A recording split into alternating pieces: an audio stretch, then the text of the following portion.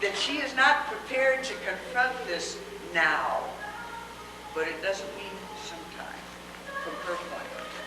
So as I say, with that, at least as a jumping off place, those are some of the facts that I don't think there could be a whole lot of argument about. There are others, the other conjectures, for instance, about Diana's home life, her background, and whatever that we can take up, but I will at least leave that to start with. Who wants to be next? Rhonda? Okay, everybody know Rhonda Collins. Okay. I agree with Dan on everything. Diana is a very unusual character.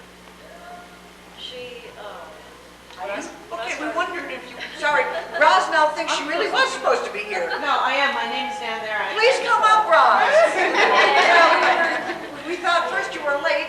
I was late. I was no, getting we the were stupid wrong. water gun. We'll tell you about that later.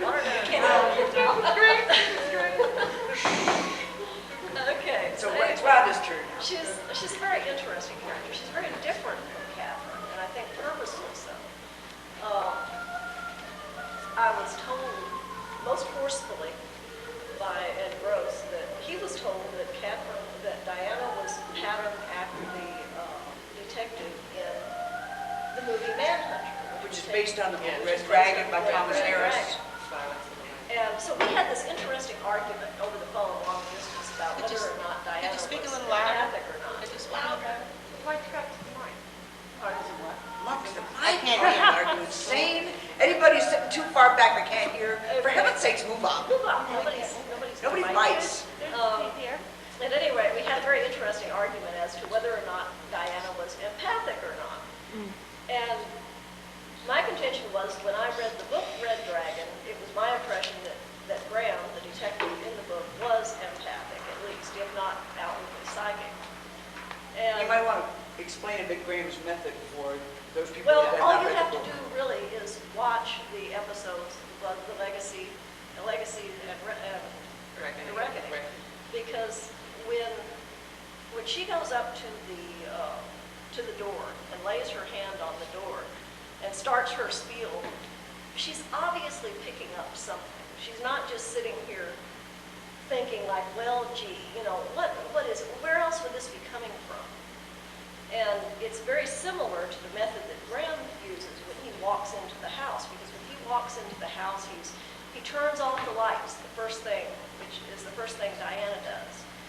And most detectives, when they go into a place, turn the lights on. They want to see what's there. And Diana, by contrast, wants to feel what's there. And she turns off the light both when she goes into Catherine's apartment and later in terms of Gregory's. That's right. And if you notice, she keeps her hands in her pockets. Now, this is not necessarily a, quote, psychic thing. A lot of detectives do this also to avoid disturbing the crime scene. But I have spoken to other people who are psychic, and if they do go to a crime scene, they keep their hands in their pockets to avoid unwanted impressions. And so this was another thing that struck me, when she goes in. And it was just a very forceful impression. So that was an interesting conversation we had. We kind of dithered on that. But Want to throw in what Cosmo said? which one? Well, Cosmo contends this character was not empathic. What does he know? The point is, he read Red Dragon and directed that the character be based on Graham, the character in that, but to him, Graham was not psychic, which anybody with half a brain would look at that book and say, yes, he's using some degree of imagination. In other words, ESP means simply extrasensory perception, whatever form it takes, and whatever you call it, whether it's clairvoyance, whether it's telepathy, no matter what it is beyond the usual use of the senses. So, and simple imagination is ESP. But according to Cosmo, this ain't psychic. And as a further footnote about that, Gloria can tell me if my memory is right on this. My impression is that actress Renee Russo was among those considered for the Diana role. And those of you who saw her in Lethal Weapon 3, She is a tall, red-headed gal with very large eyes, very slim, very active. So clearly they had a physical impression Of what they want.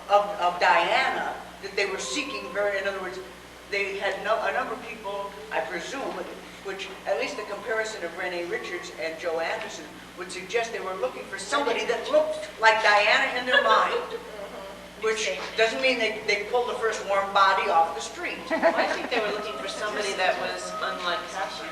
As unlike Catherine as they possibly Yeah, could. I but think that's part of it, but they also had something specifically in mind for Diana. In other words, it was not simply a negative, not Catherine. Right. It was a positive. This is Diana. We want this person, just as presumably Catherine was written for the pilot. I think too, another thing that struck me is that Diana is so much a mirror of Vincent himself. And I think this too was something that the writers were going for and would have gone for very strongly later on. But the fact that they were obviously, whether they knew it or not, heading towards having her be empathic in a show where the male lead was already empathic. And nobody else. And nobody else. And they were already showing mirrorings of the fact that Diana is a hunter, just as Vincent is. And The fact simple that- name Diana. That's right. They don't mess around with names That's on right. that show. Pretty straightforward. That's right. And it was interesting because people say, well, you know, if she's empathic, it makes it too easy for her to solve the cases. Well, being empathic or even psychic does not necessarily mean that she still doesn't have to analyze the evidence and piece the ragged edges together. And you can't take empathic into court. That's right. You have to come up with something solid to hand to the judge so that they don't say, man, this lady's a weirdo. So she has to have something solid when she goes in there, whether she has something else to go on to begin with or not. But the impression does get stronger as you go along. So- And by the way, if any of you like us are interested in writing Diana's stories, I, for instance, think to myself, how can a crisis Vincent has faced in the past, can Diana face in the present? In other words, out of no evidence whatever, I've decided Diana doesn't feel very comfortable about how she looks, although she is classically beautiful. Right. In a Botticelli sense. Those of you Right. who are familiar with fine art know that this is a classic face in that sense. And I think that's one of the things that Diana and Vincent have in common. Neither one is aware of their beauty. So I don't know if that is true, but it certainly is projecting onto Diana something that is true for Vincent, and there are good stories in that, if you see what I mean. So that all kinds of stories can be told by taking something that we know about Vincent, saying, what if Diana had to confront it? And we are still within the tenets of the show. We are not simply inventing, Diana goes to the mountains. You know, things that are just off the wall, just stories. Because that's one of the difficulties of writing fourth season. We don't want to completely depart the series just because we want to write a story. So one of the ways to do it is to pick up the themes that are the series themes and we apply them in a new context. So, excuse me, Raj, you were saying. No, I said it. All right. It's still Rhonda's turn, I believe. Okay, Rhonda, did you have anything more you want to say right now? Well, again, contrasting Diana to Catherine. Catherine was always very careful about her appearance, and she wore nice clothes, and she always met Vincent on the balcony in her nightgown, which always kind of made me wonder. She felt safe. Exactly. But you rarely see Diana this way. I mean, I don't think we ever see her in a dress. You always see her in slacks or She slacks. wore a dress once. Yeah. When she was in the office with Joe skirt. And once the she was detective. sitting thumbing a book in something amazingly thrilling. Beautiful. Yes. Oh, yeah, she White blouse, Yeah. very delicate.